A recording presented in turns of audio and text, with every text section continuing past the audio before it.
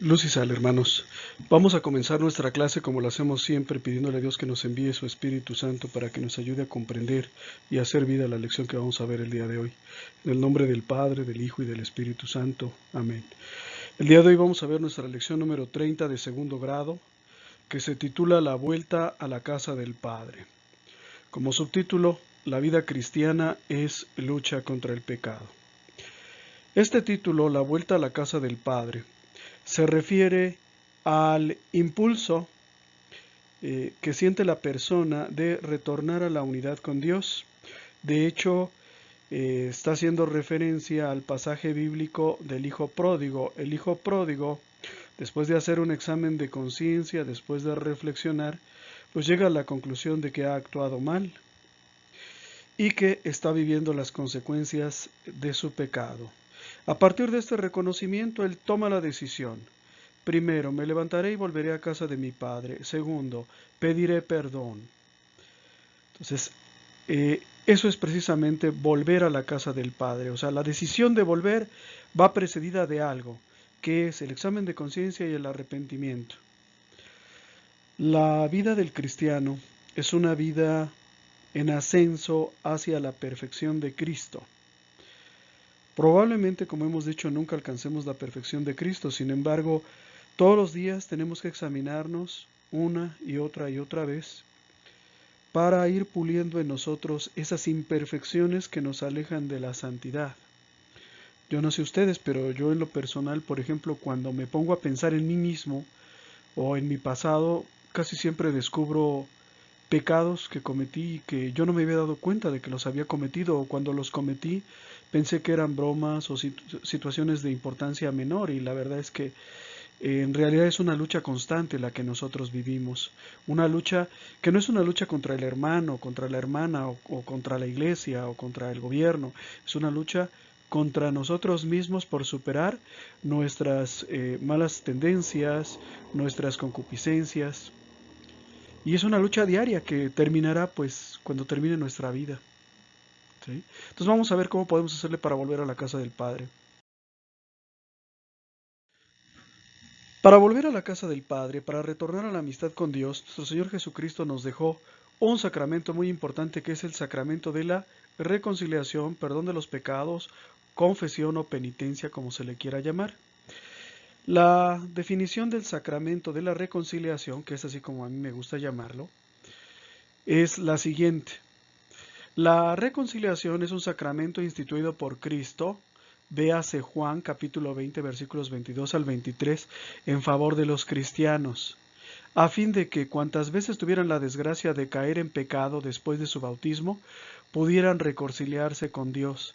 Jesús ya sabía que somos seres humanos, que muchas de las veces nos decidimos a hacer el bien, pero tarde o temprano volvemos a caer en nuestros viejos vicios, y precisamente en previsión de estas caídas, que espero que cada vez sean menos frecuentes hasta que de plano desaparezcan, pues en previsión de estas caídas fue que Jesús instituyó este sacramento.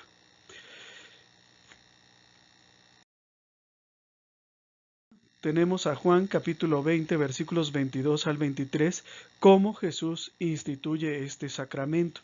Y es muy importante esta cita, les voy a decir por qué. Porque hay muchos hermanos que no creen en el sacramento de la reconciliación. Es decir, no creen que sea necesario pedirle perdón a Dios por haberlo ofendido. Algunos porque piensan que el perdón de Dios es gratuito y no tengo que pasar por la vergüenza de admitir que yo he actuado mal.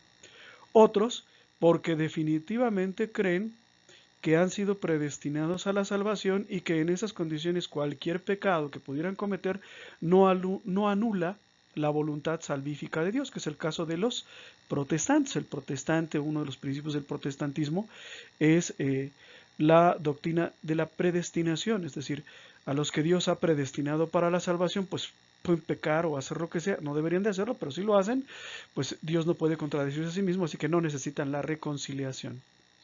En Juan capítulo 20, versículos 22 o 23, leemos que Dios, que Jesús, sí instituye el sacramento de la reconciliación. Jesús, al decirles esto a sus discípulos, sopló sobre ellos, ¿sí? Y añadió, reciban al Espíritu Santo. Los pecados serán perdonados a los que ustedes se los perdonen y serán retenidos a los que ustedes se los retengan.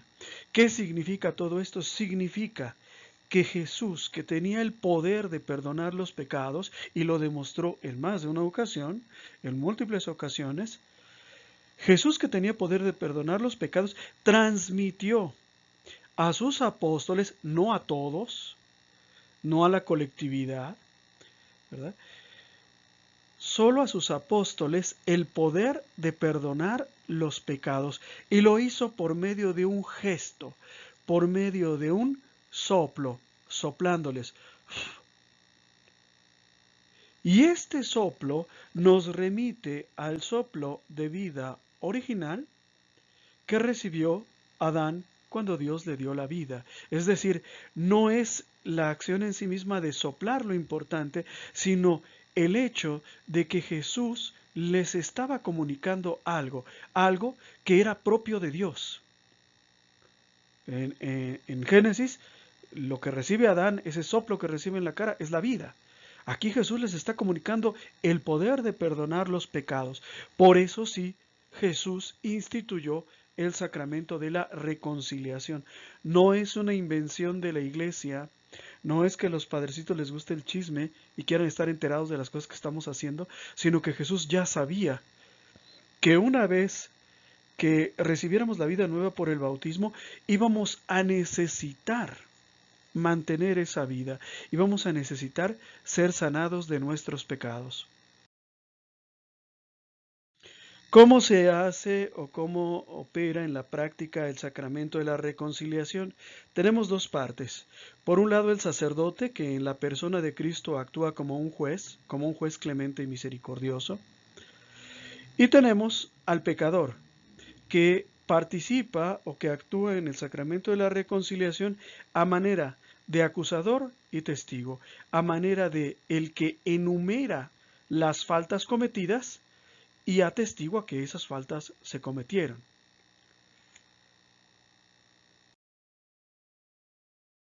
El ministro. El ministro de este sacramento es el sacerdote o presbítero que, personificando a Cristo, perdona los pecados del pecador. Esto es muy importante, hermanos. Las ideas protestantes se encuentran muy extendidas por todas partes. Incluso dentro de la misma Iglesia Católica, yo me he encontrado muchas personas que dicen, mira, yo me confieso directamente con Dios, no con un sacerdote. El sacerdote es un hombre, pecador igual que yo, ¿cómo va a poder perdonar los pecados? Bueno, el sacerdote no perdona los pecados. Cuando recibimos la absolución del sacerdote, lo que recibimos es la absolución de Cristo. Lo que se nos aplican son los méritos de Cristo en la cruz que nos lavan de nuestros pecados. Entonces solo puede ser un sacerdote o un presbítero. No puede ser un diácono, no puede ser un seminarista, sino que tiene que ser un sacerdote apto para escuchar la confesión.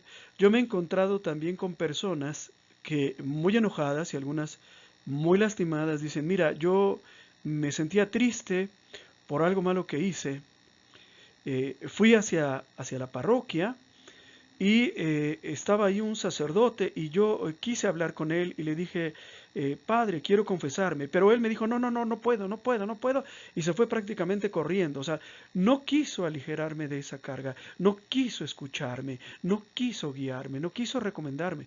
La verdad es que muy probablemente haya estado hablando con un ministro de la palabra, con un diácono o con un seminarista, y el seminarista, el diácono, el ministro de la Eucaristía o el ministro de la palabra no son sacerdotes ordenados y por lo tanto no pueden escuchar confesiones. Solo que la persona ve unas ropas que se parecen a las ropas del sacerdote y no sabe si es seminarista o si es ministro de la palabra o lo que sea. Entonces la persona se siente rechazada, pero tenemos que entender esto. No es cualquier sacerdote, no es cualquier persona, perdón. ¿Sí? Tiene que ser un sacerdote capacitado y autorizado para ello. Generalmente es un presbítero. ¿sí? Aunque puede ser un obispo, por supuesto. ¿Sí? No sé si a alguno de ustedes le haya pasado que le hayan negado la confesión. Yo conozco mucha gente en esa circunstancia, algunos muy dolidos, muy resentidos contra la iglesia, pero la realidad es que no puede ser cualquiera. La materia no son solamente los pecados, la materia del sacramento no son solamente los pecados, sino los actos del que se confiesa. Y yo creo que esta es la parte más importante incluso que los pecados. Primero, tenemos que hacer un examen de conciencia, ¿sí? Y este examen de conciencia tiene que desembocar en el reconocimiento de nuestros pecados y en el propósito de no volverlos a cometer.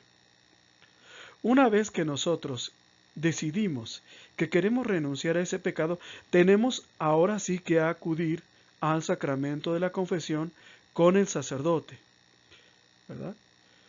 Pero antes de la confesión tiene que haber examen de conciencia y propósito de no volver a pecar. El propósito de no volver a pecar es un resultado de la contrición, es decir, del arrepentimiento que sintamos en nuestro corazón. Una vez que yo tengo arrepentimiento en el corazón, ahora sí puedo acudir a la confesión y luego a la satisfacción. ¿Qué es la confesión? La confesión es el juicio, es la declaración que se hace de los pecados para recibir la absolución. Y la satisfacción es la pena que deberá ser sufrida por el pecador en reparación por su pecado. Por ejemplo, si yo robé, pues probablemente me pidan que devuelva aquello que he robado, ¿no? A veces, por ejemplo, bueno, cuando el pecado es de una naturaleza irreparable, por ejemplo, que no es algo económico, no es algo patrimonial, pues entonces a lo mejor el sacerdote nos pide rezar una o varias oraciones. Entonces la secuencia de eventos es la siguiente. Comenzamos primero con un examen de conciencia, seguido del propósito de no volver a pecar porque hay una contrición, hay un arrepentimiento, examen de conciencia, contrición, propósito.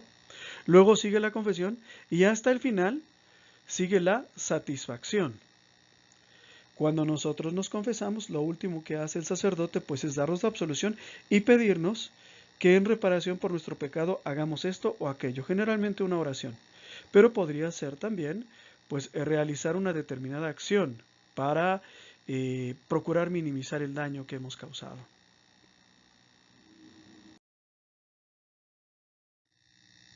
La materia se puede dividir en dos tipos: materia necesaria y materia libre. Materia necesaria es el conjunto de todos los pecados mortales cometidos después del bautismo que nunca antes hayan sido confesados.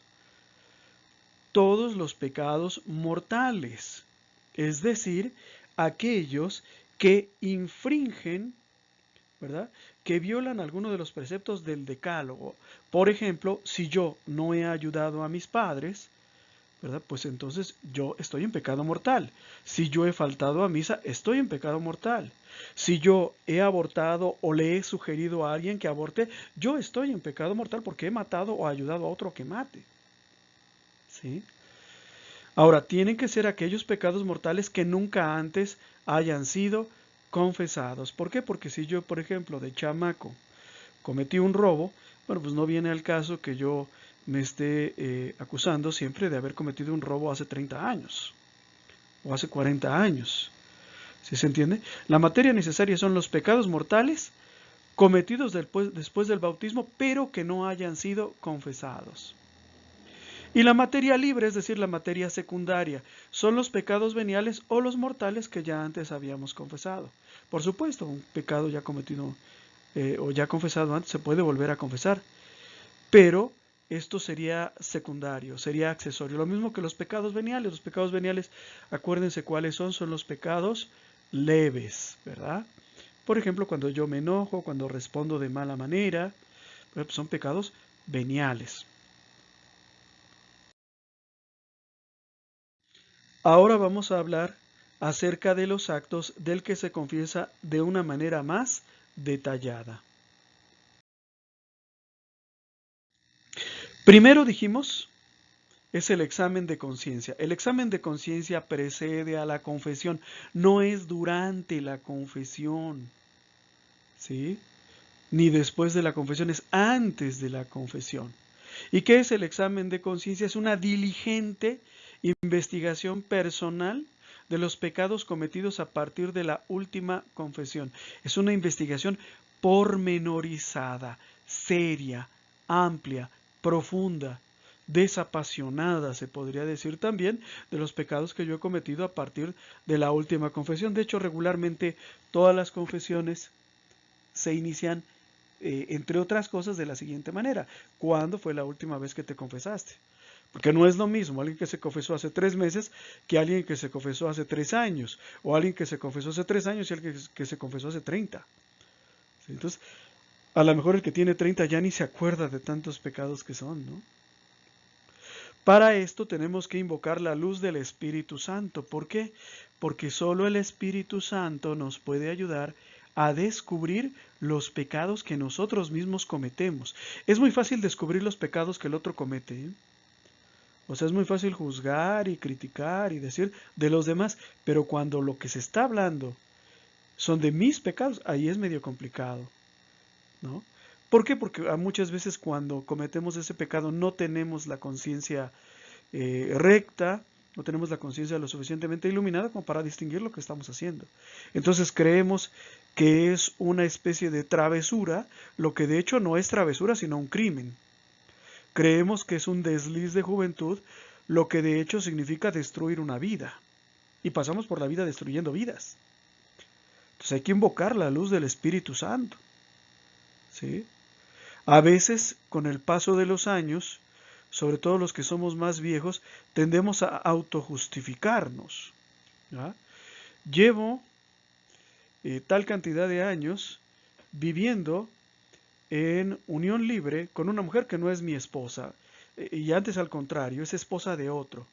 Ah, pero yo la amo, entonces si yo la amo no hay pecado, y por lo tanto voy, me confieso, ¿y qué crees? Que no hay pecado. Pues sí hay pecado.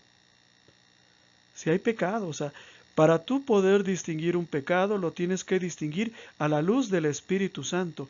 Tienes que analizar tu propia vida con los ojos de Dios, no con los tuyos. Porque yo con los míos puedo decir, mira, a esta persona la robé porque tenía mucha necesidad, no había comido en varios días. Pero con los ojos de Dios yo le causé un daño. Porque esa persona también tenía hijos, también tenía familia, también tenía necesidad. ¿Me entienden?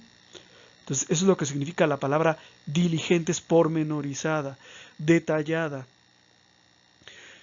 Muchas de las veces nuestras confesiones tardan mucho porque no hacemos un examen de conciencia. De hecho, me ha tocado estar sentado esperando la confesión y ver que todo el mundo está platicando, que están riendo. Y lógicamente cuando llegan a la confesión, pues su confesión se tarda media hora, 1 hora, hasta más, a veces toda la misa. ¿Por qué? Porque no hacen examen de conciencia. No hacen examen de conciencia. Y es que para hacer examen de conciencia tenemos que tener en mente que hay 4 formas como podemos incurrir en un pecado: de pensamiento, palabra, obra y omisión. Es decir, pensar también es un acto. Por eso es un verbo. Pensar también es un acto. Nuestros pensamientos, nuestros deseos, nuestros sentimientos o nuestros resentimientos también pueden constituir materia de pecado. Cuando yo veo que alguien frente a mí saca un teléfono de última generación y digo, ay, cómo me gustaría robárselo, pues eso es un pensamiento pecaminoso. Eso es un pensamiento pecaminoso. O, ay, mira, es que ya lo dejó sobre la mesa y se fue al baño, y ahorita se lo podría robar, ¿y qué hago? Híjole. Pues ese pensamiento ya es un pensamiento de pecado. De palabra. Hablar, comunicarse también es un verbo, y yo de palabra también puedo llegar a pecar, ¿verdad? Por ejemplo, cuando no digo la verdad, o cuando me toca decir la verdad y no la digo. Entonces también de palabra o por silencio, yo puedo comunicar algo que es falso o que es pecaminoso. ¿Sí? Lo que decimos, lo que escribimos y lo que hablamos es algo de lo que vamos a tener que dar cuenta. Dice la palabra de Dios que en el día del juicio todos nosotros vamos a tener que rendir cuentas hasta de la última palabra que dijimos. Pues fíjense ustedes, ¿no? Cómo se nos hace fácil hablar, fácil aconsejar, fácil decir, fácil culpar, ¿verdad? Oímos que están hablando mal de una persona, que la acusan de esto y de aquello, ni lo hemos comprobado y nos ponemos también nosotros a juzgarla y a esparcir el chisme por todos lados. Al rato su esposo la deja, la mata y nosotros nos hacemos los oxisos como que nada tuvimos que ver. Entonces también de palabras se puede llegar a matar, ¿eh? Se puede llegar a pecar, se puede llegar a robar el honor de una persona. Obra. Bueno, esa es la forma más típica y todos la conocemos. Pecar por obra es cuando pecamos en sí, es decir, cuando yo pienso que los dueños de mi empresa son descuidados en el manejo de los dineros y pienso que tal vez yo pueda aprovechar esa circunstancia y robar, estoy pecando de pensamiento, pero cuando meto las manos a la caja y saco un fajo de billetes y me lo echo en el saco, ahí ya lo puse en práctica. Ese ya es el pecado en sí, puesto manos a la obra. También podemos pecar por omisión. ¿Cuándo es pecar por omisión? Cuando no hacemos aquello que nos toca hacer. Acuérdense ustedes que los 10 mandamientos tienen prescripciones positivas y prescripciones negativas. Prescripciones positivas son cosas que Dios nos ordena hacer. Amarás a Dios sobre todas las cosas. Honrarás a tu padre y a tu madre. Prescripciones negativas: no matarás, no fornicarás, no consentirás pensamientos impuros, ¿verdad? No matarás. Entonces, cuando yo, por ejemplo, alguien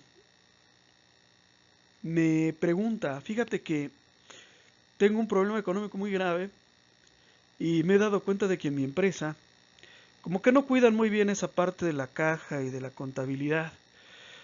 Tengo tanta necesidad que quisiera robarles algo de dinero. Cuando yo no impido que se cometa el pecado, en cierto sentido me estoy haciendo copartícipe del pecado. Si yo le digo a la persona, allá tú, ¿verdad? Bueno, pues entonces le he dado carta libre para que haga lo que quiera.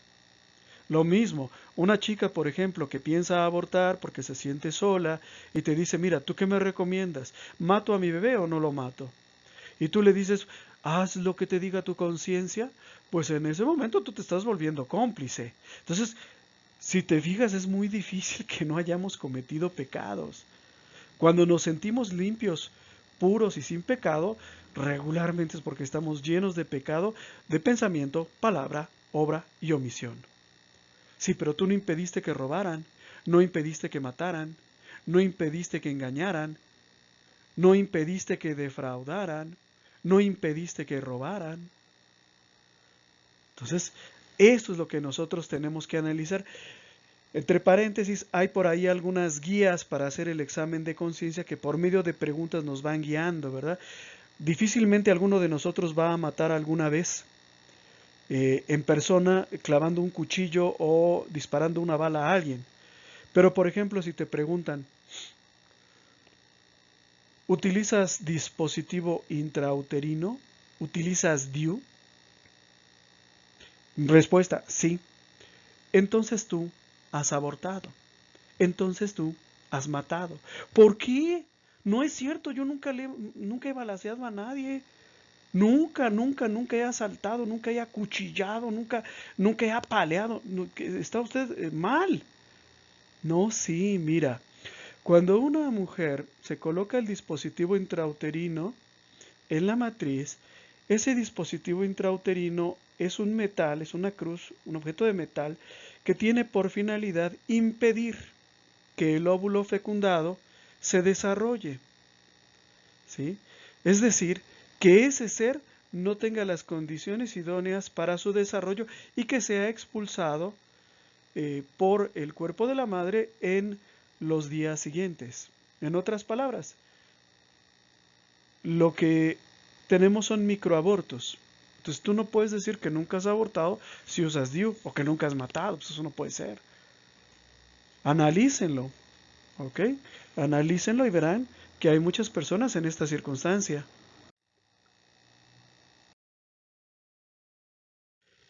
Después del examen de conciencia sigue la contrición y el propósito de enmienda. ¿Qué es la contrición? La contrición es el dolor por los pecados cometidos, acompañado de la detestación de ellos, con el propósito de no volver a cometerlos. Entonces, fíjense bien, la contrición es el dolor por los pecados cometidos. Si tú te dueles de haber lastimado a esa persona, de haber hecho daño, entonces se puede decir que hay contrición. Si yo no siento dolor por lo que hice, o como dice la canción, ¿verdad? Si vuelvo a nacer, los vuelvo a matar, no hay contrición, no hay arrepentimiento, ¿sí? ¿Por qué? Porque si yo no siento dolor, pues tampoco siento rechazo o detestación de los pecados cometidos. Y si no detesto el pecado cometido, pues lógicamente voy a volver a cometerlo. Este es el caso, por ejemplo, del señor que en una noche de copas, ¿verdad? Pues hace algo indebido, pero no le duele haberlo hecho. ¿Por qué? Pues porque le agradó, porque piensa volverlo a cometer, y en ese sentido pues no hay dolor y por lo tanto no hay arrepentimiento. ¿Sí? Entonces esto es muy importante. Por ejemplo, mi esposa ha utilizado el DIU. ¿Verdaderamente te duele todos esos hijos que sin quererlo y sin saberlo mataste? ¿Te has puesto a pensar en ellos? ¿Qué sería de ellos ahorita? ¿No? O por ejemplo, esa persona a la que robaste, ¿ya te has puesto a pensar qué pasó con ella cuando llegó a su casa? Cuando vio a su esposa y a sus hijos y le pidieron comida y él les dijo, es que me acaban de asaltar. ¿Ya te pusiste a pensar en ellos? O esa persona que te pidió un favor, que te pidió un préstamo y que tú le dijiste que no, y aún a pesar de que tenías ese dinero contigo que te estaban pidiendo prestado, ¿ya te fijaste qué fue lo que pasó? ¿Qué sucedió después? ¿No? Entonces, eso es la contrición, es el dolor, es el dolor. La contrición, para hacer una verdadera contrición, tiene que ser interna, es decir, de corazón, ¿sí? No de conveniencias, no de pensamientos, no de razonamientos, sino de corazón. Me arrepiento de haber dejado sin comer a esa familia porque me gasté el dinero que le iba a pagar al Señor en una borrachera. De corazón me arrepiento. Tiene que ser sobrenatural, es decir, tiene que estar basada en el amor a Dios. Tiene que ser un fruto de la gracia. Yo me puedo arrepentir de haber pecado por muchas razones. Por ejemplo, si soy ladrón, pues me puedo arrepentir porque en mi empresa acaban de instalar un sistema de cámaras, ¿verdad? O me puedo arrepentir porque están culpando a mi mejor amigo y en realidad quien robó fui yo. Pero esa no es un arrepentimiento perfecto. Tiene que ser por amor a Dios. Estar consciente de que cada vez que yo golpeaba a mi esposa, ¿verdad? A quien estaba ofendiendo era a Dios.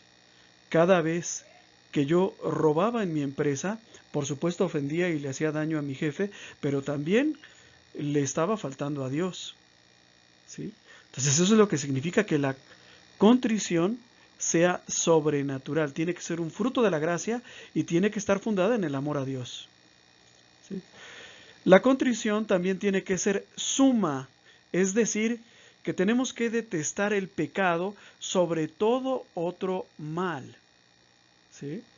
O sea, no es que haya algo más que yo considere mejor que el pecado, es como algunos dicen, ¿no?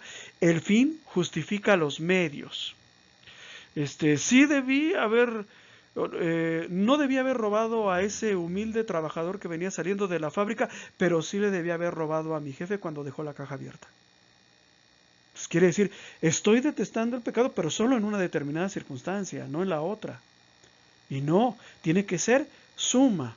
Es decir, debo de detestar al pecado en sí por sobre cualquier otro mal. ¿Sí? O sea, el desempleo es un mal, el que me regañen es otro mal, pero sobre todos ellos tiene que estar el pecado. Porque si yo digo, sí, sí me arrepiento, porque cada vez que robaba estaba yo arriesgando mi empleo, esa no es una contrición suma. Por supuesto estás arriesgando tu empleo, pero quiere decir que tú admites el pecado como algo bueno y que probablemente lo vas a volver a cometer. Y la contrición también tiene que ser universal, es decir, se deben de detestar todos los pecados mortales, no solo algunos. Volvemos al ejemplo del que le roba al rico y el que le roba al pobre. Y decir, mira, sí me arrepiento de haberle robado al pobre, pero no al rico. Entonces la contrición no es universal. O sea, no me arrepiento de ser ratero. ¿Sí? Me arrepiento de haber elegido mal a mi víctima, pero no de ser ratero. ¿Sí? Lo mismo, hay una película muy antigua que tuvo mucho impacto, no sé si se acuerdan de ella, que se llamó Asesinos por Naturaleza. Una pareja que se dedicaban a matar personas, ¿no? Por diversión. Y cuando están en la cárcel, al señor le hacen una entrevista y le preguntan si se arrepentía de haber asesinado a esas personas. Y él dice, sí me arrepiento de haber asesinado a aquel indio que conocimos una vez, pero de todos los demás no. Es decir, su arrepentimiento no era universal. ¿Sí? Entonces, aguas. ¿Por qué? Porque no siempre nos acercamos al sacramento de la reconciliación con la debida contrición. Una contrición puede ser perfecta o imperfecta. Se dice que la contrición es perfecta cuando hay dolor y detestación de los pecados sentida por motivo de caridad o amor a Dios. Cuando yo entiendo perfectamente que cada vez que yo le hacía daño a mi mujer, a mi hijo, a mi compañero de trabajo, a mi jefe, lo que estaba haciendo era causarle un daño a Dios. En ese momento se está tratando de una contrición perfecta. Si yo no logro relacionar lo que yo hice con el daño a Dios, ¿verdad? Pues entonces no hay contrición perfecta. En el caso del robo, por ejemplo, hay mucha gente que dice, ladrón que roba ladrón tiene 100 años de perdón. Entonces, si yo pienso así y así me acerco al sacramento de la reconciliación, pues es evidente que no capto la relación que hay entre el acto pecaminoso en sí y la voluntad de Dios que me ordena que no robe. ¿Sí? Entonces, es como les decía, o sea, yo me puedo arrepentir por muchas razones, no necesariamente pueden estar puestas en Dios. Me arrepiento de haber robado porque pusieron la cámara y ahí salió mi video y tengo miedo de que revisen el video y vean que estoy yo robando. ¿Sí? Esa es una contrición imperfecta. Una contrición imperfecta es cuando hay dolor y detestación del pecado sentido por motivos sobrenaturales o naturales distintos a Dios. Por ejemplo, cuando yo digo que me arrepiento por miedo al fuego del infierno. ¿Sí? O por miedo a que el Padrecito me regañe.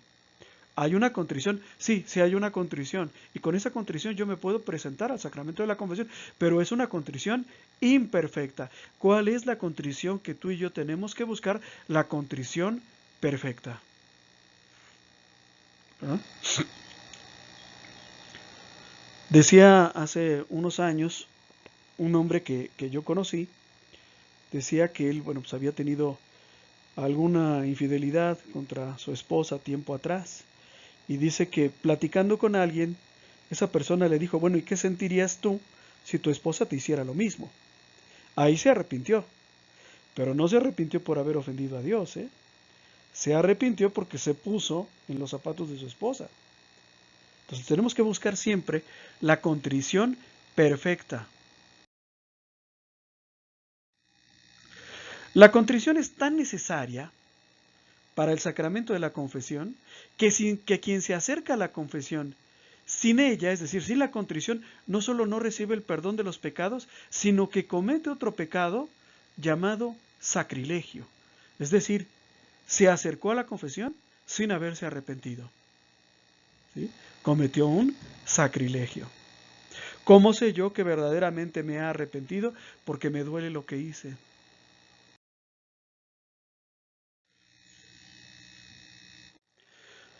Ahora vamos a hablar de la confesión de los pecados. La confesión de los pecados es la acusación de nuestros propios pecados que hacemos ante un sacerdote legítimamente aprobado. En la confesión, el sacerdote actúa de manera similar a como actúa un médico, es decir, nos escucha, nos oye, para descubrir las causas de nuestro mal espiritual y hacernos alguna recomendación. La confesión casi siempre es de manera verbal, pero en caso necesario puede utilizarse cualquier otro medio. Por ejemplo, pues puede ser por escrito. También en los hospitales, a veces es el sacerdote el que pregunta y la persona responde sí o no con la cabeza, sobre todo en los enfermos muy graves, ¿verdad? Entonces, pero ordinariamente es de manera verbal. La confesión puede ser íntegra, o se dice que la confesión es íntegra, cuando el pecador declara todos los pecados mortales. Cuando no declara todos los pecados mortales, pueden suceder dos situaciones. Primero, que a mí se me haya olvidado, lo cual es lógico, es obvio y es normal. A todos los seres humanos se nos pueden llegar a olvidar las cosas. Pero también puede ser que de manera culpable yo haya decidido ocultar un pecado. Y en ese momento estoy incurriendo en otro pecado adicional que es el pecado de sacrilegio. Entonces, si se me olvidó en el momento, estaba nervioso o lo que sea y no lo dije, bueno, es sin culpa. La confesión no es íntegra, pero es sin culpa por parte del que se confesó. En ese sentido, en la próxima confesión, pues está obligado a confesar aquello que no dijo en esta confesión. Pero si es con culpa, si es culpable, bueno, pues entonces es cuando yo decido que de esto no voy a hablar. ¿Sí? Sí lo hice, pero no lo voy a comentar y no se lo voy a decir al padre. No le voy a decir que soy casado. Entonces, ahí, pues yo estoy decidiendo cometer un nuevo pecado que es el sacrilegio.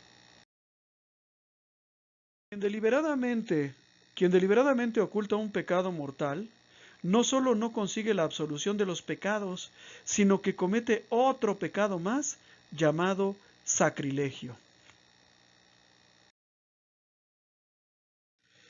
Ahora vamos a hablar de la satisfacción. ¿Qué es la satisfacción? Es la pena que ha de ser sufrida por parte del pecador. Es como en todo juicio, ¿verdad? El juez escucha a las partes, escucha la descripción de los hechos y al último da un veredicto.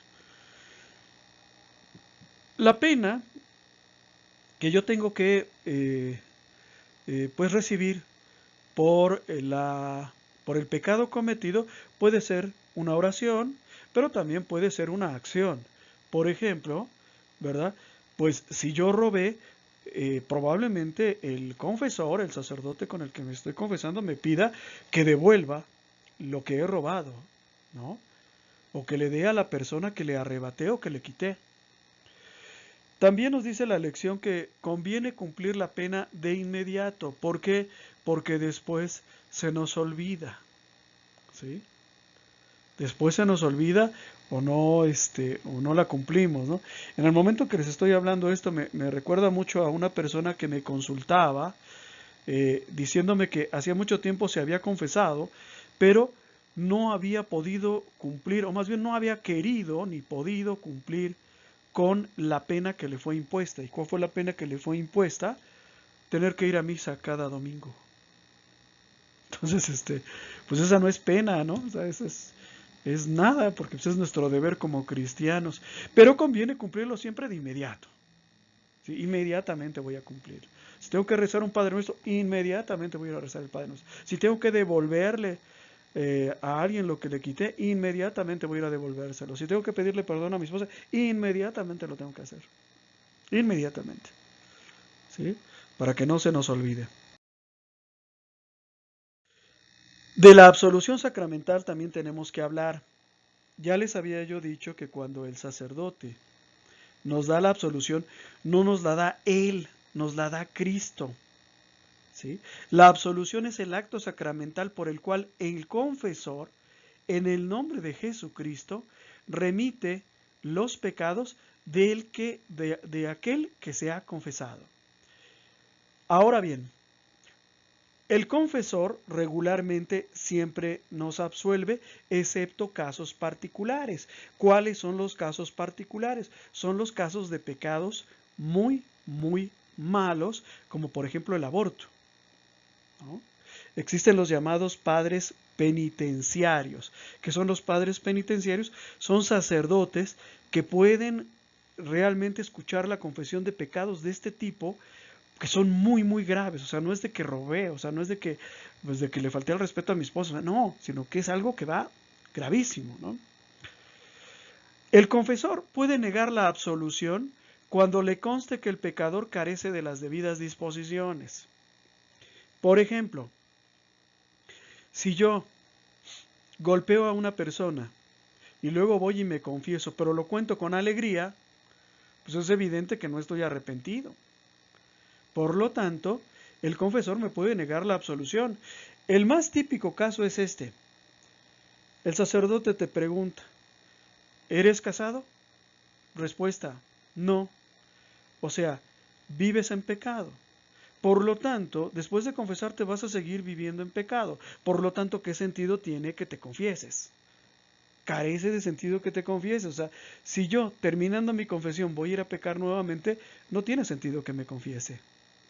Y este es el caso de los que viven en unión libre, ¿verdad? Los que viven en unión libre, pues es su caso. O sea, me voy a confesar, pero voy a seguir pecando llegando a casa.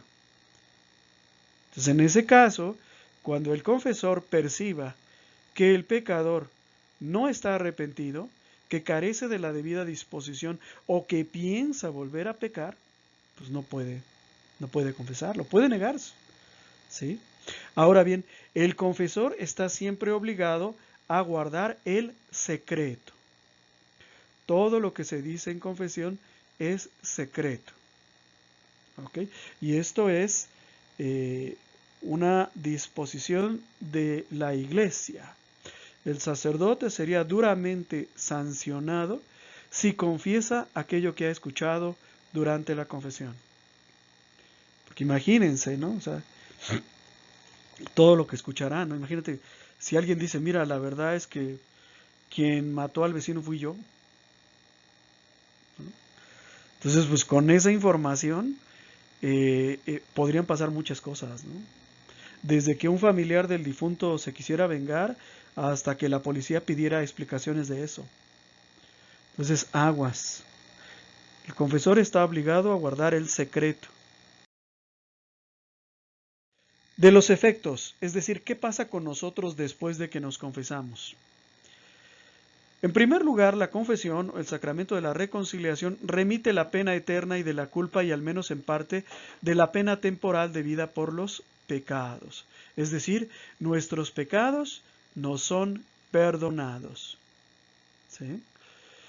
Segundo, los méritos y riquezas espirituales que habíamos perdido a causa del pecado son recuperados, así como su eficacia en orden a obtener la vida eterna, tal como era antes de haber pecado. Es decir, somos restituidos a la vida de la gracia. Ya la habíamos perdido, ¿sí? Pero con la confesión, con la reconciliación, la recuperamos. Y entonces ahora sí, ya no estamos en pecado y podemos hacer acciones meritorias de la vida eterna. Por decirlo de alguna manera, yo cuando caigo en pecado ya no soy amigo de Cristo, ya caí de su gracia, bueno, pues ahora vuelvo a ser su amigo y vuelvo a estar en su gracia. Tercero, al recibir el sacramento se nos concede la gracia que nos ayuda a perseverar y a prevenir futuras caídas. Muchas de las veces, yo creo que todos ustedes lo han visto, que siempre nos confesamos del mismo pecado. Es que soy muy chismoso, padre. Soy muy chismoso. Y lo digo y me confieso y recibo la absolución y una semana, 15 días, un mes después ya estoy de nuevo ahí y el pecado es exactamente el mismo y el mismo y el mismo. Bueno, cuando nosotros nos reconciliamos con Dios por medio del sacramento de la confesión, recibimos los dones y las gracias para no volver a caer en pecado. Por supuesto, somos seres humanos y existe la posibilidad de que volvamos a caer, sobre todo si ese pecado es un resultado, al menos en parte, de alguna deficiencia de carácter psicológico. Es decir, si soy una persona que siente la compulsión de que todos volteen a mirarme y de que todos me escuchen y de que todos sepan quién soy y lo que pienso, pues lógicamente probablemente después vuelva a andar de chismoso, ¿verdad? Pero el sacramento me da la gracia para que esas caídas cada vez sean menores hasta que un día desaparecen por completo. Otro efecto del sacramento de la reconciliación es que cuando la persona que recibe el sacramento solo tiene pecados veniales o son pecados mortales que ya antes habían sido perdonados, la recepción del sacramento produce un aumento de gracia y desde luego los pecados veniales son perdonados. Nosotros, que ya vamos en segundo grado de escuela de pastoral, se supone que ya no tenemos que tener pecados graves, es decir, yo ya no robo, yo ya no mato, yo ya no soy adúltero, se supone que no, se supone que no, pero bueno, podría suceder. Lo más sano es que solamente tuviéramos pecados veniales, es decir, por ejemplo, me enojé, respondí mal, no quise hacer lo que se me pedía, es decir, pecados relativamente pequeños. Bueno, cuando nosotros confesamos esos pequeños pecados veniales, recibimos un aumento de gracia y recibimos el perdón de los pecados. Es decir, poco a poco vamos superando también esos pecados veniales. Yo soy muy enojón, por ejemplo. Bueno, pues cada vez soy menos enojón. O sigo siendo el mismo enojón, pero ya no tan grave. ¿Sí? Entonces, es útil incluso cuando solamente tenemos pecados veniales o pecados mortales que ya habíamos confesado antes. Ahora vamos a hablar de la absolución comunitaria. No me voy a detener mucho aquí, les voy a decir por qué. Porque no es muy común que nosotros recibamos la absolución comunitaria. La absolución comunitaria solamente se utiliza en situaciones límite, como las epidemias, como esta que estamos acabando de pasar, ¿verdad? O como las guerras. En medio de una batalla es muy difícil que los soldados pues se confiesen en forma antes de comulgar. En esos casos, lo que hace el sacerdote es absolver de manera comunitaria, pidiéndole a cada uno de los presentes que recuerden sus pecados y que en su corazón se arrepientan de ellos y que pidan perdón a Dios. Y entonces ya pueden todos pasar a comulgar y pues quizás después de ahí ir a la batalla, ¿no? Entonces esa es la absolución comunitaria, pero se da solo en ocasiones especiales. No es siempre ni es en toda circunstancia. Vean la fotografía, son un grupo de soldados, ¿verdad? Que están en una misa. Incluso están con sus armas, probablemente estén en medio de un combate porque las armas están ahí presentes, no las guardaron en ningún otro lugar. Y bueno, pues esa es la circunstancia. ¿Cuáles son las condiciones para recibir la absolución comunitaria? En primer lugar, la absolución comunitaria debe ser anunciada con anticipación. No se puede dar sin que la persona lo sepa anteriormente. Vamos a decir, sí se puede dar, pero no es lo ideal. ¿Por qué? Porque si nosotros no anunciamos que en esa misa va a haber absolución comunitaria, pues no le damos tiempo a la persona para que haga con la debida seriedad el examen de conciencia y se arrepienta de sus pecados. Entonces, lo ideal es que las personas que van a recibir esa absolución estén enteradas desde mucho tiempo antes, tanto como sea posible. Un día, 2 días, una semana, un mes, mientras más es mejor. Ahora bien, para recibir la absolución comunitaria, siempre va a ser necesario cumplir con los 3 requisitos de los que hemos hablado: haber hecho un examen de conciencia, haberse dolido de los pecados cometidos, es decir, tener una verdadera contrición, y tener el propósito de enmienda. ¿Ah? También es importante que en cuanto podamos nos tenemos que confesar y cumplir con la satisfacción. Es decir, no puedo estar recibiendo siempre absoluciones comunitarias. ¿Sí? Es que en tal parroquia va a haber absolución comunitaria. Ah, vamos, vamos, vamos, para que podamos comulgar. Bueno, ¿qué crees? Que ahora ya no va a haber absolución comunitaria, ahora ya va a ser normal. El padre quiere o nos tenemos que confesar. Ah, no, no, entonces vamos a buscar en dónde va a ser la nueva absolución comunitaria. Pues no, no puede ser así. O sea, en cuanto me sea posible, me tengo que confesar y cumplir con la satisfacción. Satisfacción, perdón. Hay una regla que dice que no podemos recibir 2 absoluciones comunitarias seguidas. O sea, no puedo pasármela recibiendo absoluciones comunitarias. Bueno, pues esto es todo, hermanos, en relación al sacramento de la reconciliación. Ya llevamos algún tiempo viéndolo, me parece que desde la semana pasada. La próxima semana vamos a continuar viendo el sacramento de la reconciliación. Vamos a terminar nuestra clase, nos ponemos todos de pie y decimos fuerte y claro: Señor, que nunca vea yo con ligereza tu perdón. Amén. Así sea, hermanos. Nos vemos la próxima semana. Muchas gracias. Que Dios los bendiga. En el nombre del Padre, del Hijo y del Espíritu Santo. Amén. Muchas gracias por tu atención. Esperamos que este video haya sido de tu agrado. Nuestro trabajo se mantiene gracias a las aportaciones de amigos y benefactores. Si nace de tu corazón hacer alguna aportación y tienes posibilidad de hacerlo, aquí te dejo mis datos bancarios. Si no puedes hacer alguna aportación, con una oración es más que suficiente. Que Dios te bendiga y muchas gracias.